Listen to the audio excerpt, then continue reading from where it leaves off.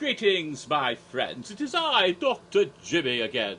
How are all of you? Yes, first of all, as usual, let's see what shirt I happen to have. Oh, yes, legendary truth. An official Horror Night shirt from Halloween Horror Nights 23, What Evil Has Taken Root. What fun. That's when the game was a big deal. They even had merchandise and got all sorts of day guests to come in and join it right there, trying to get the general public involved in the game, rather than just the crazy people like you and I. Well, looking at my calendar, it happens to be the 4th of July. Well, then I'd like to wish all Americans a wonderful Independence Day. No hard feelings. You know, if it hadn't been for that little skirmish 241 years ago, whatever it was, you know, you'd enjoy the glorious reign of our happy and glorious, victorious Queen, and well, no, it wouldn't be that great, because you'd be going through Brexit with the rest of us, and also there would be that, you know, awful Theresa May, who's not so good. Yes, it's better. You're lucky. You can enjoy your wonderful democracy and your wonderfully freely elected. Sorry. I guess Theresa May's not that bad after all. Oh, just kidding. Just kidding. I'm not even British. American. Yeah. Yes, I have to suffer under the orange guy myself. But God bless the USA. And hopefully, something will happen. I don't think we have to worry about impeachments or resignations. I think God might take care of that himself. You know, the guy's 71 years old. He doesn't get enough sleep, spends all night twittering, doesn't take any exercise, eats the wrong sorts of food, is getting fatter and fatter and fatter almost daily, and stresses himself out every day with his fits of rage constantly. I don't think we have to worry about whether or not the Republican Congress will remove him from office or not, because I think God will take care of it first. That's just my supposition. He is the oldest man to ever be president, even older than Reagan. But Reagan was fit. He exercised, he chopped wood, he got shot, he shook it off. That doesn't bother me. Oh sure, eventually he had dementia, but it wasn't until near the end of his second term. You know, Trump seems to be showing signs of that already. Occasionally I've heard him call his wife by a name other than Melania. Oh, I bet he got hit when he went home that night. Oh, I bet he did. Hoo, hoo. You don't want to piss off an Eastern European temper. Oh,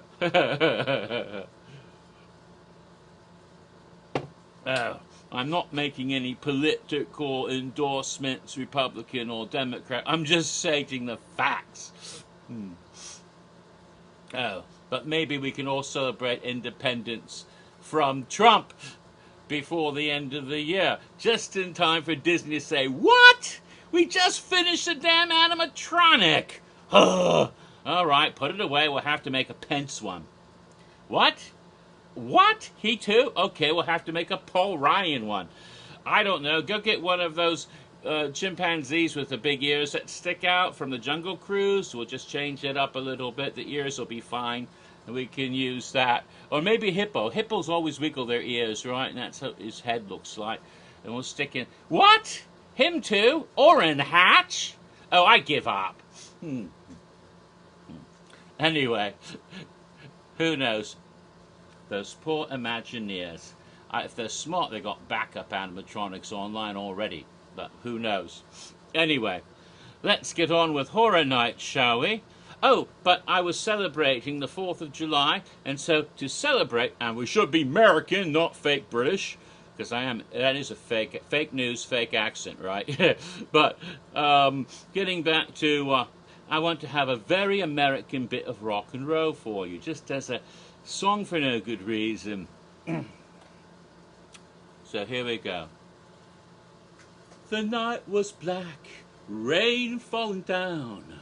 Look for my baby, she's nowhere round. Traced her footsteps down to the shore.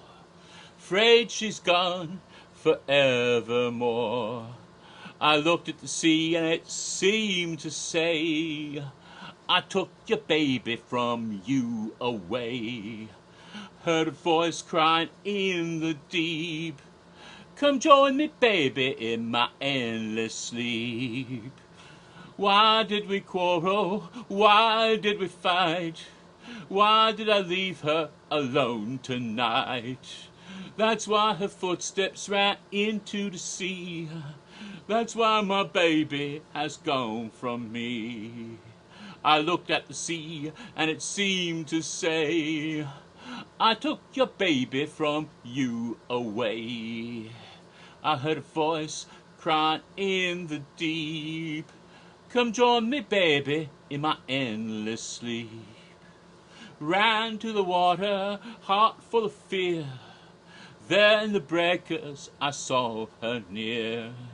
Reached for my darling, held her to me, stole her away from the angry sea. I looked at the sea, it seemed to say, you took your baby from me away. My heart cried out, she's mine to keep. I saved my baby from an endless sleep. Endless sleep, endless sleep, endless sleep. There. And again, I sang that song for no good reason whatsoever.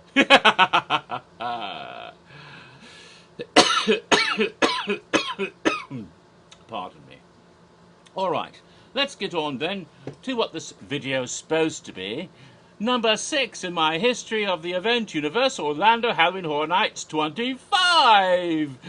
Back at Universal Studios, Florida in the year 2015.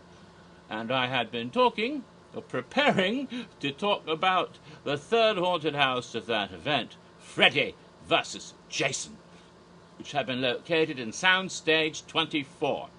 One of 2 houses in that soundstage, but we'll get to the one after that later, hopefully. Maybe not this video. And I had talked a bit about Jason, and I started talking about the career of Freddy Krueger, and I gave a little bit of synopsis about the first film, A Nightmare on Elm Street. Well, guess what? Freddy Krueger didn't change a whole lot after that first film. In the succeeding films, I believe it was Nightmare on Elm Street Part 2, Nightmare on Elm Street Part 3, Dream Warriors, Nightmare on Elm Street Part 4, which one was that? I think it was the Dream Master, and then Nightmare on Elm Street Part 5, which was the Dream Child, and then, of course, Freddy's Dead, the Final Nightmare, or whatever it was called, and eventually Wes Craven's New Nightmare, which doesn't count, because it's not the same Freddy Krueger in that movie. No, that movie is sort of meta. It takes place in the real world where they've made the Freddy Krueger Nightmare on Elm Street movies, and some sort of topa created out of your own mind, and watching the horror movies, seeing Freddy Krueger, some sort of entity takes the shape of Freddy Krueger because it's something that's in our consciousness, something that's in our collective consciousness, and watching all of Wes Craven's movies, and comes into this reality, or tries to, but gets screwed up by Heather Langenkamp. Not Nancy, but Heather Langenkamp herself. Yes, and that was all fun and games, but it's not the same character, so we'll just shove that one out of the way. We don't have to worry about that one. So, in Part 2, Freddy has a totally different modus operandi. Instead of haunting nightmares so much, he's basically trying to possess a gay boy. Well, it wasn't explicitly gay, but very, well, you knew. I mean, you knew. You watched the movie and you knew. I mean, even in 1985, it seemed obvious to some of us, and now it's so glaringly obvious, he might as well be wearing a rainbow t-shirt and playing with a My Little Pony unicorn. But, I don't, so, but that's not important because Freddy's still Freddy, not too different. And in the next 3 ones, the next 4 ones going up to Freddy's Dead, the Part 2, Part 3, Part 2, Part 3, Part 4, Part 5, the Dream Warriors, Dream Master, Dream child, and those, it's still basically the same Freddy. We only learn a couple of little intriguing points, a little bit of backstory, for example. A little bit of backstory, we didn't know that from the first movie. Apparently, Freddy's mum worked as a nurse in a asylum. Now, there's a lot of controversy about the use of crazy folk in movies, horror movies and things. A lot of people who are advocates for the mentally ill, for people with mental illness, say that's a very bad stereotype. It's not fair to people who are mentally ill to be portrayed as homicidal maniacs in all these horror movies, bad, bad, bad. And they try to get you to stop making these movies and stop going to haunts that feature them, which to me is stupid. I'm sorry. I'm as politically correct as most left-wing communists, but but no, not really a communist, but I've been called that, especially by right-wing fascists, so there you go. But I'm a capitalist, but I'm one on, I guess my politics are pretty much to the left. I mean, economics are not the same. I mean, those are economic systems. Come on, people. But getting back to the other thing, there's actually two sorts of asylums. Maybe you hadn't thought about this. There's the regular sort, which are for people who are suffering from mental illness, who cannot care for themselves for whatever reason, and therefore have to be hospitalized temporarily, sometimes longer than that, so they can be cared for and then hopefully return to society. Ordinary, normal crazy people. What? Yes. Because, you see, these people may have deep depressions, they may have, they might be schizophrenic, hear voices, who knows what they might suffer from, but they are not antisocial and dangerous to society to such an extent that they do not enter the criminal justice system, because that's the other kind of asylum, the asylum for the criminally insane. Not the law-abiding insane, the criminally insane. People who actually kill and rape and commit atrocities, committing crimes. And there are two types, then, of people with mental illness. Those who are law-abiding and those who are definitely not, who are antisocial and freaking dangerous, sociopaths, psychopaths, such. And they do exist, okay? You can't pretend they don't exist. I mean, you may have some mental illness issues, and that's fine, and I hope the best for you, and I encourage you, and I'll stand by you fighting for your rights. But don't say that you're not allowed to have Norman Bates in a movie because that's a mean stereotype, when there are actual psychopathic killers in the world that actually exist, okay? It doesn't mean that every person with mental illness is a psychopathic killer, but to pretend they don't exist is not going to help you. Norman Bates is based on Ed Gein, a real-life person who actually committed horrible atrocities. Worse than Norman Bates did in Psycho, as a matter of fact. We're not going to destroy that classic masterpiece, one of the greatest films ever made by Sir Alfred Hitchcock, because it offends you, when Ed Gein was a real freaking living person, and it's a case history. That's fact. I'm sorry. And not only he committed much worse crimes than Norman Bates, because he was a cannibal as well as someone who tried to become his mother by putting on, not her clothes, mind you, but her flayed skin. Likewise, he inspired Jamie Gumb from Silence of the Lambs. There's a whole other controversy with that one. I won't get into that. He also inspired Leatherface from the Texas Chainsaw Massacre. So the one crazy person inspired a whole bunch of horror films. And there's Jeffrey Dahmer, there's John Wayne Gacy, there's all kinds of crazy people out there committing atrocities. Some of them go into the actual prisons rather than to mental facilities, but God knows they weren't sane. So I'm sorry, you must forgive me, but homicidal maniacs, as opposed to non-homicidal maniacs, are actual things, and they should be a part of the horror genre, because they're fucking scary. And the scary movies aren't meant to represent the non-dangerous, ordinary people with mental illnesses, because you're not scary. So what would you be doing in a horror movie unless you're the victim? So that's my basic rant about that controversy. Getting back to Freddy Krueger. His mum worked in the wrong kind of asylum, the sort for the criminally insane. And sure enough, there was a riot, and they killed the guards, and the poor nurse was alone with all of these demented, psychotic, dangerous types who proceeded to rape her over and over again, and she became pregnant. And so Freddy Krueger has been identified as the bastard son of 1,000 maniacs. Of course, only one of them would have had the sperm in question, I suppose. And in one of the films, we see in the whole crowd of crazy people, there's one who looks just like Robert Englund. So that was his real dad, I guess. But later on, he gets adopted by Alice Cooper. He couldn't get a break. But that implies there's some sort of homicidal mania in his very genetic code, perhaps, or evil or something. Can evil be inherited that way? I don't think so. In fact, I know a really good guy who wrote a book all about that. But I'm not here to plug somebody's book. It's been out of print for decades anyway. I'm here to talk about Freddy Krueger. And Freddy, there was another little bit in one of those movies. It was revealed that the reason why he's been preying on teenagers, young people, is because the souls of children give me power, strength, whatever it was. Feed him. He feeds off of them. It's how he stays alive in the dream realm. And so he opens up his shirt and all the little faces on his chest. So his soul food is basically not collard greens and ham hocks and chitlins, but the souls of children.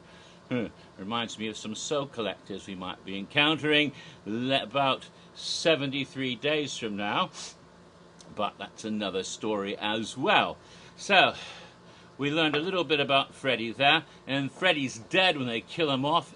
They also bring in demons from hell in some sort of bargain he had with them, and he gets sucked into hell, just like poor Jason at the end of his movie where he went to hell.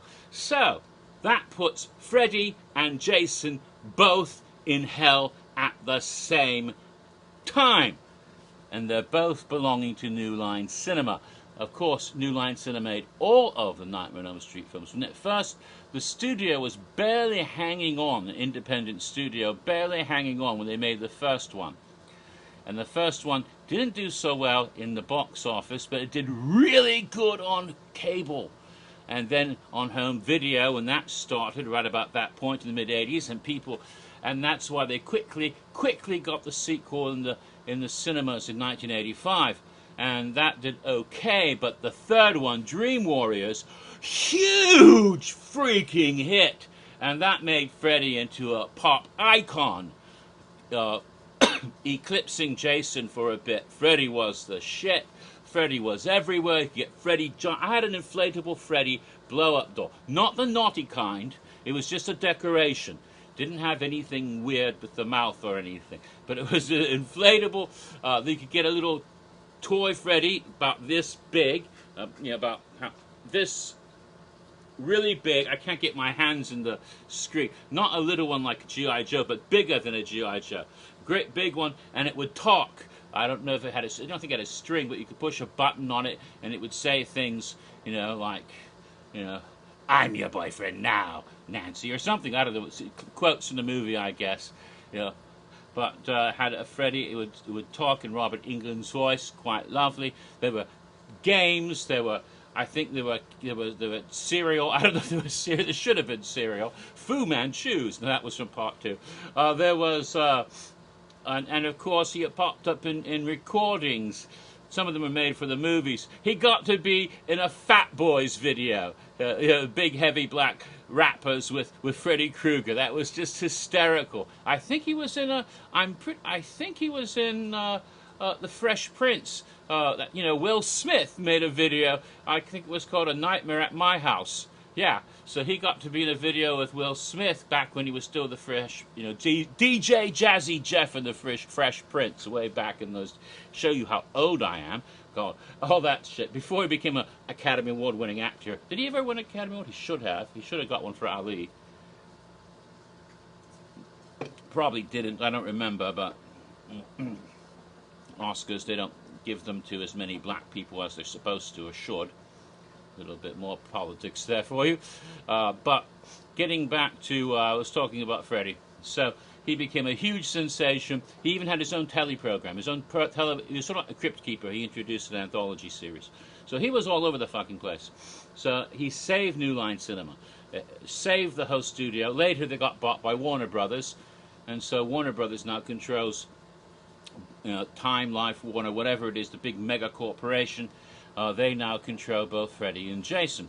So they wanted to make a movie with both of them, and the potential had been there ever since the last Freddy and the last Jason movie. They're both in hell. They both belong to New Line now. We saw the claws take the mask under the ground. Will it happen? Will Freddy fight Jason at last? And they came up with all sorts of scripts. But you know what else was in hell? The movie was in hell. Production hell. They start it, then it goes into turnaround. It gets greenlit again, goes back into turnaround. They couldn't get a script. Years went by. I think over a decade, or nearly a decade, went by before they could get the movie off the ground. All kinds of crazy shit. They were trying to come up with an idea. What would happen in Freddy versus Jason? And someone said, well, why? Let's make them like be antagonists from way back before they ever became Freddy and Jason. What if, when Jason was a little boy at Camp Crystal Lake, and one day when his mum isn't watching, one of the counselors, a teenager named Fred, molests him, ew, and and abuses him horribly, because after all, Fred was a child predator. And then later on, when Jason is Jason and Freddy is Freddy, and they meet, Jason says, "Holy fuck, you're the bastard that molested me when I was a little boy," and so it makes him hate Freddy so much. That idea was very quickly put down. Thank God. That's icky. So they shoved that out of the way. But they came up with the idea they're both in hell. What if they're fighting over the rule of hell? And so Jason and Freddy are fighting with their own legions of the damned, and demons and monsters and whatever, and they're battling over hell throughout the whole fucking movie. And finally, at the end, where they're attacking each other, suddenly Satan shows up. And Satan is like 900 feet tall, gigantic demon, and he walks up, and a gigantic cloven hoof comes out and stomps both of them into mush. And his voice was, "I rule hell, bitches," and sort of puts them in their place. That didn't work either. So they couldn't really figure it out. It took decades, well, not decades, it seemed like it, when they finally got around to making the movie in the 21st century, around, was it 2002, 2000, I don't remember what year it was, 2003, whenever it was, they finally made Freddy versus Jason. And the movie came out, and it was a hit, at last. Oddly enough, they've only made the one, they've never had a sequel. Especially since the end of the movie was ambiguous enough over the fact that one of them won and the other one didn't. Jason does kill Freddy, but he's got his head, and his head goes like wink, like as if to say, you can't keep a dream demon dead. I'm not really alive, so how can you kill me? Ha ha, to the audience. And the idea of this movie is that Freddy wanted to use Jason to get people to dream about him again, and sends him to Earth while pretending to be his mother. I know it sounds silly. Jason gets to Earth, starts killing teenagers in Springwood. Last video I said Springfield. Don't! Springwood, which sounds like a naughty joke. Doing! Springwood. Right, that's where Freddy lives, and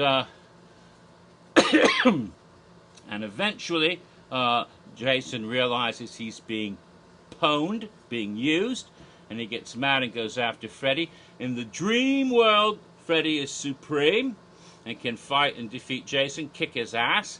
But in the real world, when he gets pulled into it, Freddy's out of luck. Jason can beat the shit out of him and eventually decapitates him. We think Freddy's dead, but again, wink. So there's always a possibility of a sequel, but it's been a long time. It's been now, I think, 15 years or something, close to that since the movie was made. I don't know, my math is wrong, but it's been a long time since the movie came out. They better act quickly because Robert Englund isn't getting any younger, thank you. I mean, you know, he started back in the 80s. That's like 30 frickin' years ago.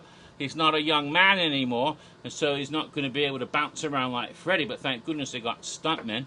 Let's get one done before we have to recast, and I don't mean the reboot remakes. I'm not even talking about that stuff. We're talking about the original Freddy, original Jason, right? If you want to see another one. But we did have the Haunted Maze, and I have to say the whole notion of Freddy and Jason at each other it's just brilliant. They are natural adversaries. Yes, just see, here they are, and they don't like each other.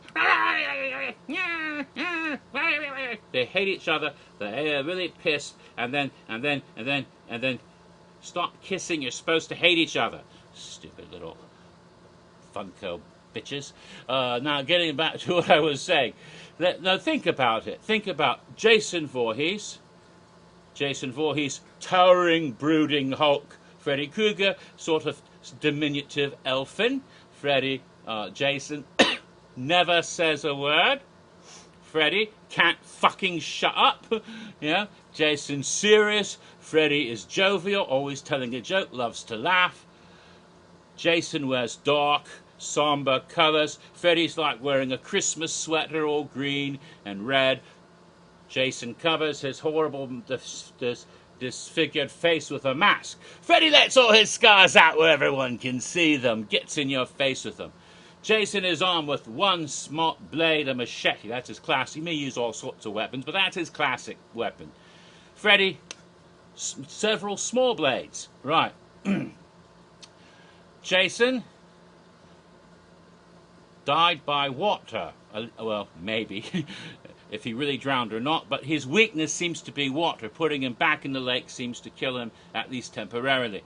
Water is his weakness. Freddy was burned in fire. That's his weakness. They're like fire and water. Literally, like fire and water, the two of them, when they combine. Let's see. Jason loves, adores, literally worships his mother. He has an altar with a shrine and everything. Worships his mum. Devoted, he's a mama's boy. Freddy hates his mother to pieces.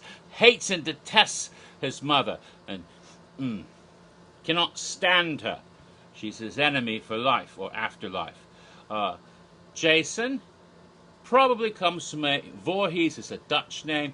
His probably comes from some sort of puritanical Protestant background. I'm ignoring the whole cult stuff from Jason Goes to Hell. Because after all, the whole thing is going after people for having sex and drinking and doing all those naughty things that are the devil's workshop. He's very puritanical if you think about it. Freddy was Roman Catholic. His mother's a nun. Or at least she became one. Right? So even on religion they're opposed to each other, right? There's more. Jason doesn't kill children, as I mentioned. He goes after older teenagers and young adults because they've been bad and naughty and have been, you know, he's actually quite a bit of a prude, isn't he? He's a bit of a moral crusader to the extreme. Freddy, on the other hand, is a deviant sex pervert who preyed on little innocent baby children. In life, he killed pre-adolescent children. He only got to teenagers after he became a dream demon. And he doesn't give a shit if they're innocent. He doesn't care if they've been screwing around or doing drugs or not. He prays. In fact, he kind of likes the little innocent ones better because, you know, the souls of innocent children make him powerful. So he likes to pervert and destroy innocence, doesn't he? He's a sick, twisted fuck in that way. Much worse, in fact, in many ways than Jason, as when you think about his modus operandi. There's just so much about both of them that is so diametrically opposed. You know, even talk about location. You know, Freddy's a Midwesterner. Springwood is in Ohio. Jason's an Easterner. You know, Crystal Lake is in New Jersey. Yeah, he's from Jersey. They're very different diametrically, everything about them is in opposition. They say opposites attract. Maybe. Not this case. They are absolutely ideal opponents. You couldn't have created two unless you were intending for them to be diametrically opposed, which they didn't. But it just happened to fit. You know, if they'd been making them to be opponents, it would have been swell, but it was just a massive coincidence. But they're like Batman and the Joker, really. They just complement and are perfect antagonists. And now I have to go to part 7 because I've already taken up all this time. But at least at this point, I've reached the house itself.